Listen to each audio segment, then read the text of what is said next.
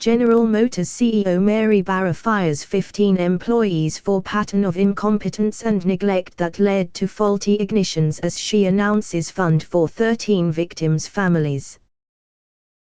On Thursday, company CEO Mary Barra held a press conference where she announced the findings of an internal investigation. The company is currently the focus of a criminal investigation by the Department of Justice for their defective ignitions. Barra has since fired 15 employees, including the ignitions designer, for the long-delayed recall of the faulty product. The company has taken responsibility for the deaths of 13 drivers due to the part problem, but trial lawyers put the death count closer to 60. Barra also announced intentions to start a fund for victims' families. General Motors says a pattern of incompetence and neglect is to blame for a long-delayed recall on dangerously defective ignition switches which have been linked to the deaths of 13 drivers.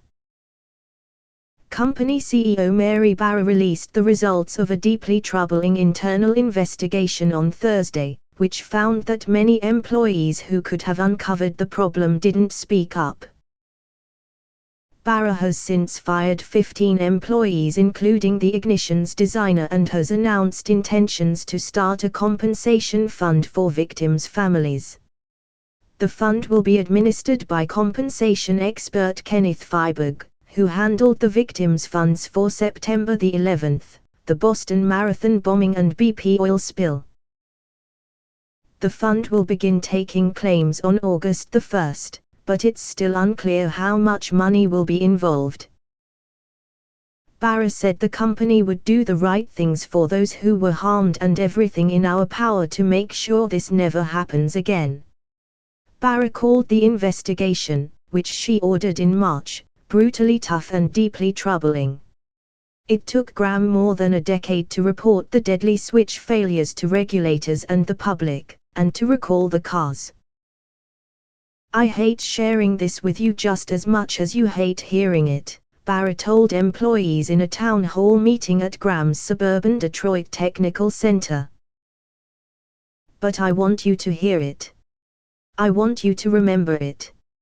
I want you to never forget it. Barra then promised to fix the failures in our system.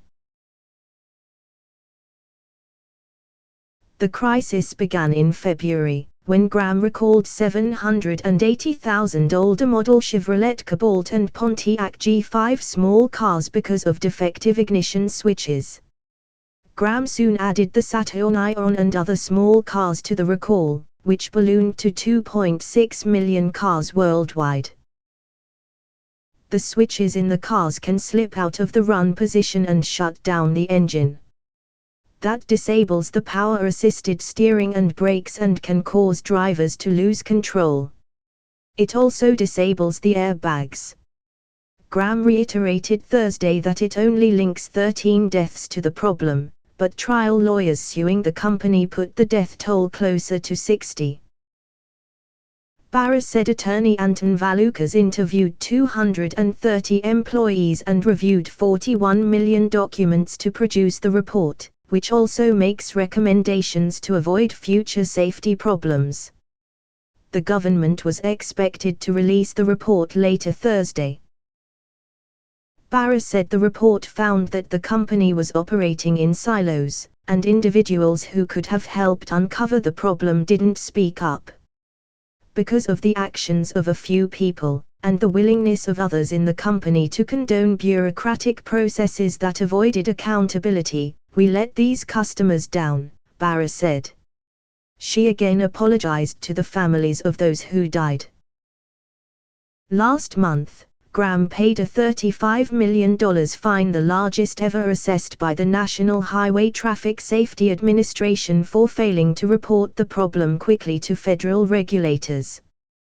Graham knew about problems with the ignition switches as early as 2001, and in 2005 it told dealers to tell owners to take excess items off their keychains so they wouldn't drag down the ignition switch. In 2006, Graham engineer Ray DeGiorgio, who designed the switch, approved a change in the switch design, but didn't inform the government or change the corresponding part number. In subsequent years, that made it harder for other Gram engineers to figure out why older Cobalts performed worse than newer ones. Barra confirmed Thursday that 2 employees placed on leave in April have been fired. DeGiorgio was one of those employees. Gram began repairing the cars in April, and had fixed 86,000 as of Thursday. But it has said it doesn't expect to fix them all until October. Gram says the cars are safe as long as customers only use the key and have no extra items on their keychains. Barra named a new safety chief at Gram in March and pledged to quickly work through a backlog of potential recalls. As a result, the automaker has recalled a record 15.8 million cars and trucks in North America so far this year. The company took a $1.3 billion charge in the first quarter to pay for the recalls. It expects to take a $400 million recall-related charge in the second quarter. The report doesn't complete Gram's recall saga. The automaker still faces a criminal investigation by the U.S. Department of Justice led by the same team that recently reached a $1.2 billion settlement with Toyota over its 2010 sudden acceleration recall. It also faces multiple lawsuits from victims and from owners who say their cars have lost value. Barra, who testified before House and Senate committees in April, will also likely be called back to Washington.